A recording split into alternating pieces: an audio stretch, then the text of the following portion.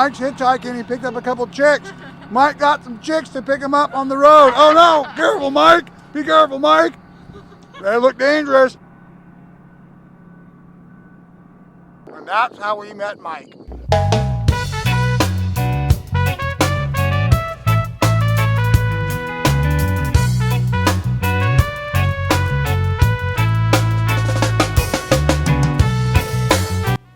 Spring has sprung, everybody. It's Rob Appell from Michael Miller Fabrics. Welcome to another recorded version of Making It Fun live Wednesday afternoon. Yes, I'm on the road. I'm traveling up to Utah. I'm going to spend the next couple of days, so Thursday, Friday, and some of Saturday morning, meeting some fantastic quilt shops and all the fabulous people up in the Salt Lake City and Sandy, Utah area. So if you're out and you're watching this on Wednesday and you're in that area, come and say hello somewhere.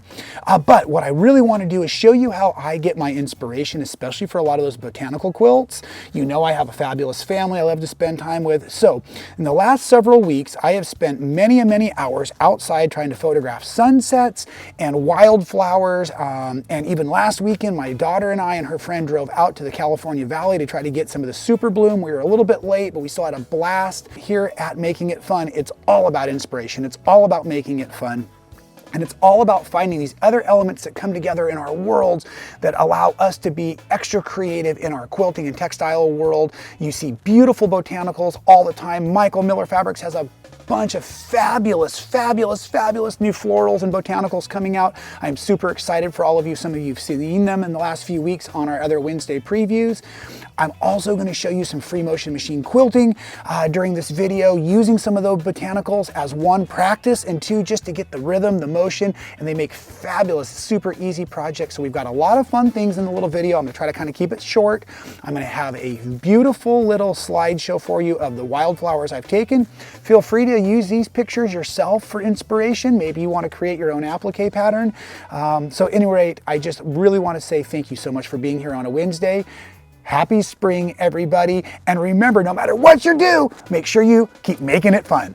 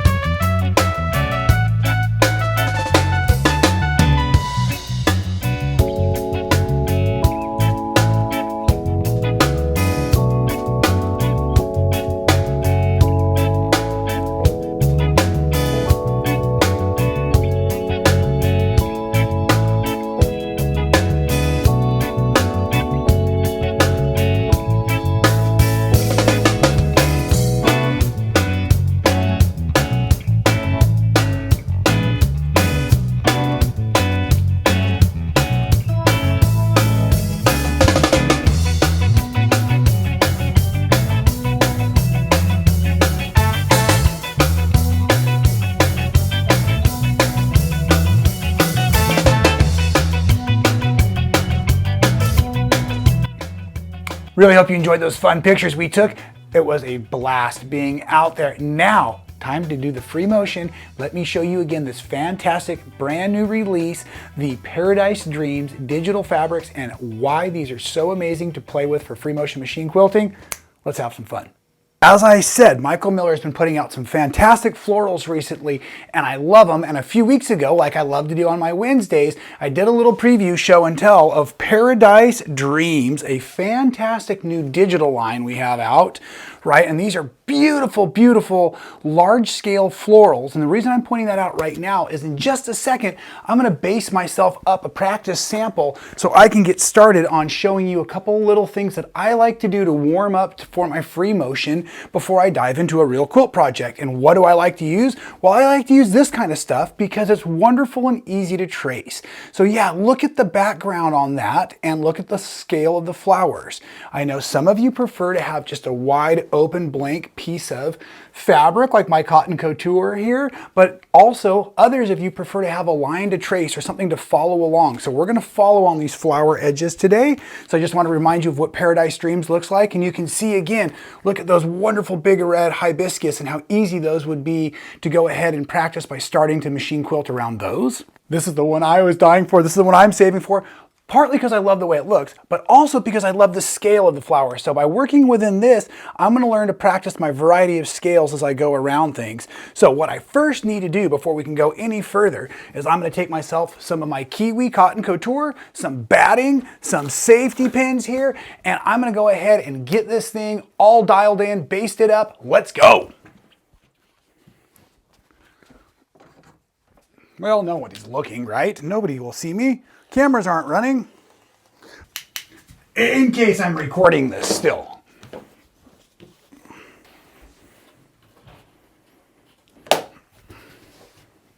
Yeah, so if you've never basted a quilt before, I'm doing a very, very remedial version of it, but I've taken my backing larger than my quilt top and larger than my batting. I've gone ahead and spread it nice. I ironed it a little bit earlier. Make sure you iron it a lot. Get the creases out, toss it in the wash, toss it in the dryer. I use clamps so I can really control and move and manipulate. Now I'm going to drop down the batting.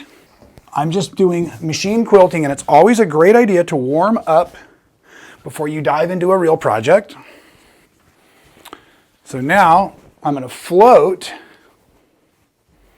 the fabric right there on the top. We're just going to float it down. And generally you would see batting coming past. And why do we do that? Well, we do that because as we're doing our machine quilting, especially if we were doing patchwork, with the patchwork, the top will spread out and grow a little bit like the ripples in a pond when you put a pebble in it. So you want your batting and your backing to be larger so that as the top spreads, it goes. But again, like I said, I'm just going to show you how I like to manipulate this kind of thing, but I'm going to start by basting into the middle with a safety pin. And you'll notice I pet the fabric an awful lot. It just helps smooth out the creases. And then the perfect baste is a shaka distance apart. And then I build my grid out running in the perpendicular direction. Then I just place a pin between every grid so I know where to look for them later as I come around. And my children know that I am often basting quilts in a hurry, so they love to come in and put all of my safety pins all together for me, just as a fun little practical joke on Dad. It's always great. I'm in here digging through safety pins, and they're all connected in these wonderful chains. Pull your clamps.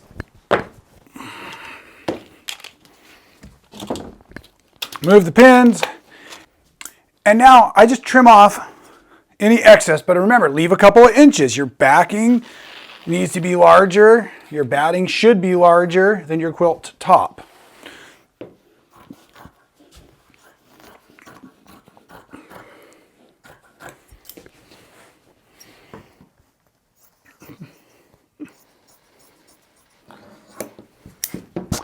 Might be going maybe a little faster than I should. I've got a plane to catch in the morning. Nothing like getting the video done right before you leave. Okay, all 3 layers, basted, easy peasy. Now, let's talk about a moment of the sewing machine setup. And as a matter of fact, I owe all you an awesome video. I even mentioned I was going to do it, so we are going to have to do it. We'll take this table and we'll cover it with all the different kinds of sewing machines out there. No, that's not possible. We'll cover it with a few of the different kinds of sewing machines out there, and we'll talk about the different presser feet for free motion quilting. I'll run you through all that. I love sewing machines. I'm going to use this accessory table. It just adds a little bit of space around. I usually have one of the like Sew Slip or the Teflon style mats, but we're not talking as much about accessories as about setup on the machine. Sorry, I always get so carried away.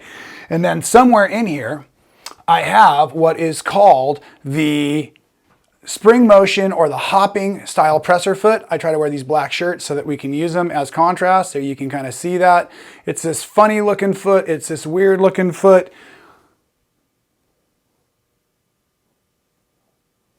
But I've got this cool camera set up today on the sewing machine. So as I bring in this weird looking foot, there's this bar right here, and it's going to go up and over the needle screw. I have a fresh needle in. I like to drop my feed dog, so I have a lever. I'm going to drop those feed dogs. You probably just saw that. I filled my bobbin up earlier. And so now as I come, I'm going to put the horseshoe portion around in that screw. That screw is where the shank just came off for the regular standard presser foot. I'm going to finger tighten it until it's snug, and then I'm going to take the screwdriver out, and I'm just going to give it a little tightening. I do not need to force this. I'm going to confirm that this bar is above the needle screw. So as the needle strokes through and comes back up, that's what causes the foot to hop, also known as a hopping foot. Okay, now with that said though, super simple. I have a nice light blue thread in to match. And now I'm going to use cotton. I love my cotton threads, but if you're just learning free motion quilting, I'm going to strongly recommend you actually start with polyester threads in the top and the bobbin. If you're not aware, polyester thread is much stronger than cotton thread. And what is frustrating in machine quilting is when you break thread, and it happens to all of us, and that happens from erratic body movements mostly. So what I'm trying to say is if you have stronger thread, it won't break as often, even if you're not being perfect in your machine quilting.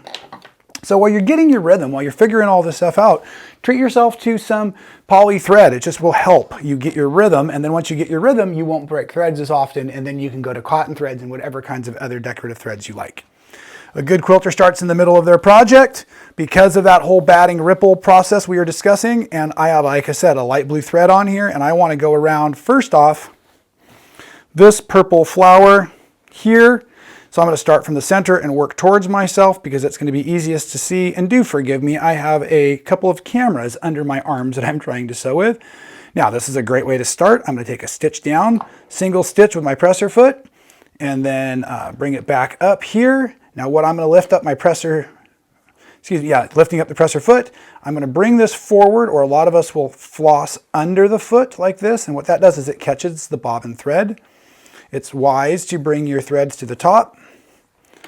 Now I'm going to lock these stitches into place. Stitch, stitch, stitch. Now I'm just going to begin coming around here and engaging by following the design itself. Now, what I also need to do real quickly, because I don't want to have these threads hanging about, is now I'm going to snip them out of the way. And now what I'm going to do is I'm going to add detail to each petal to bring life to this flower. And I can come back up and I can double over my stitches.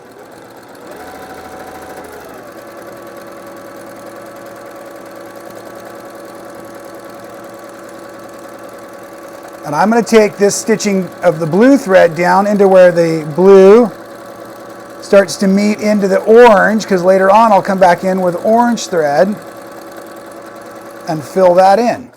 Because I've worked my way back towards this orange center, now I actually want to try to carry my way back in and pick up. So I can do that, like I said earlier, by either following my threads around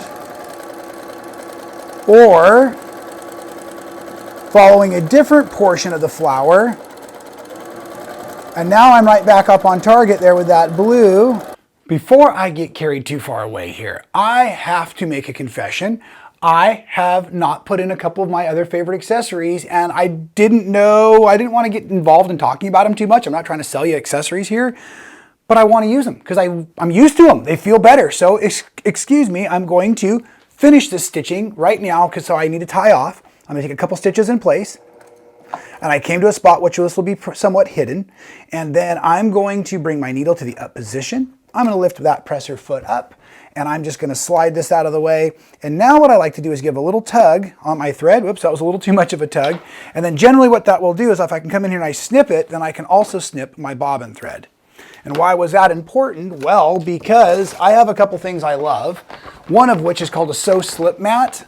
Some folks also use the Supreme Slider. They're kind of very similar products. I don't want to say they're one and the same, but they're very, very similar. And it's a topper or coating here for the bed of my machine. And so what this does is that is a non-slip surface, right?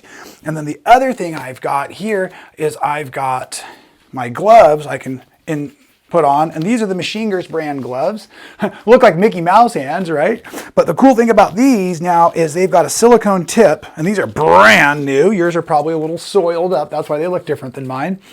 But so now what I've got is like Spider-Man hands and an ice skating rink. Okay, let's get started again. Same setup. I'm going to go right where I left off. I'm going to take a stitch down, bring it back up.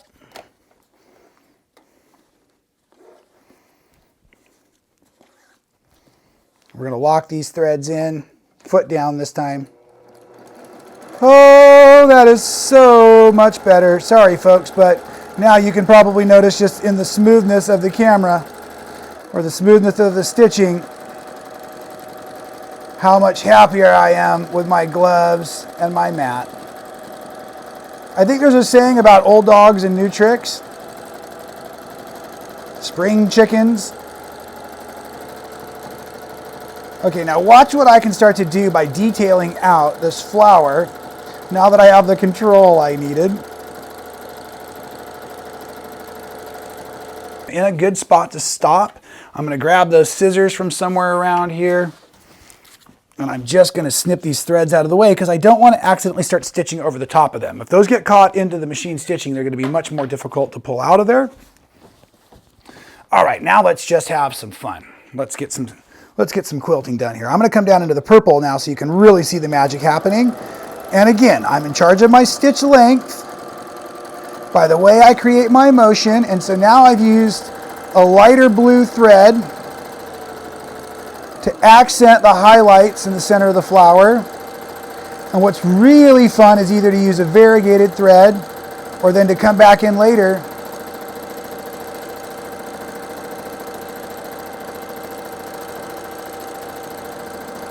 with other colors and add more detail. If you're new to machine quilting, I will point out anytime you stitch over other thread, it will heavy up that color. So that can be an advantage and a disadvantage for you. If this was an applique flower, I'd have to be stitching down all the petals. But because it's a printed flower, I can just do whatever I like to help accentuate the design and get some good machine quilting practice time in.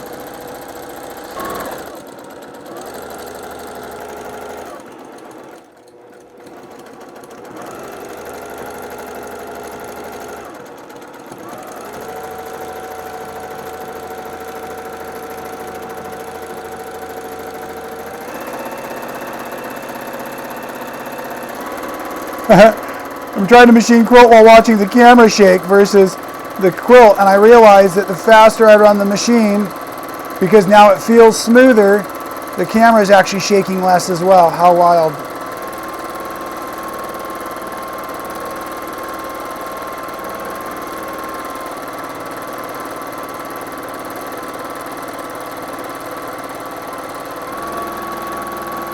And then don't forget to leave some spaces open. You'll want that for the loft later on. And I'm just going to keep working all these petals. Then I get out into a new color. And because I have now worked so close, I can pull this pin out of the way. This is going beautifully well, beautifully well. Let's spend a few more moments.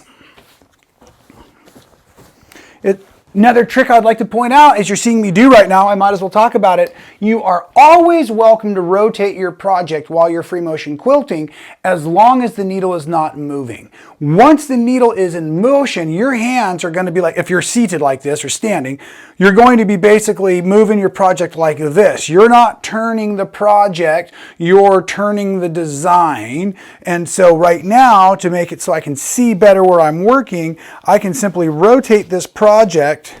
So the area I want to head into now is where I can see again. So I'll come back around these petals that I was just doing.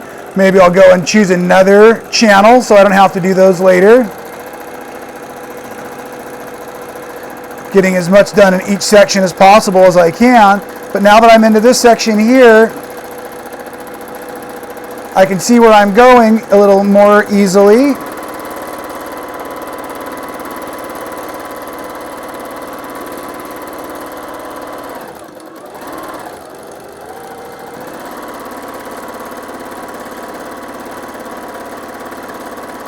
But now I'm getting to a spot, let's say it's harder for me to see where I'm going, what's heading at me. I might get off target a little bit more. So then what I can do is I can stop the machine, right? And then because the needle's in the down position, I could rotate. Now I'm looking at a different element of the design, but I'm going to still be working in that same forward area. Keep the weight from hanging off the table. And now I can come in here and begin a whole new section of work.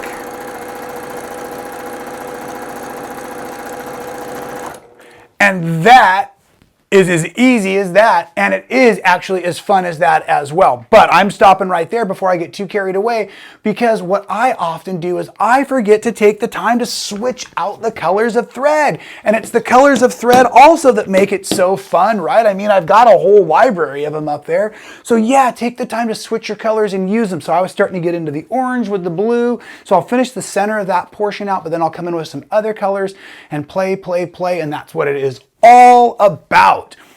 Whew. I hope you enjoyed this. I love all of the comments and all of the feedback. Thank you for all of the suggestions. And I also appreciate your grace and your patience with me as I am learning how to do all of this. Now, as you remember, this was supposed to be a live video, but I'm in the air, so this was pre-recorded, so I can remind you, please subscribe. There's a little bell you click to be notified whenever we do something new. Next Wednesday, I will be back with another live version right out of the studio, and I just want to say thank you all for enjoying yet another episode of Making It Fun. What'd you think of that this time? You think that was any good? You guys? Jerry was asleep the whole time. Wow, you made it to the end of the video. I'm so impressed. Thanks for doing that. Make sure you subscribe while you're here. Check out these other videos we've got for you. We'll see you next time right here at Making It Fun.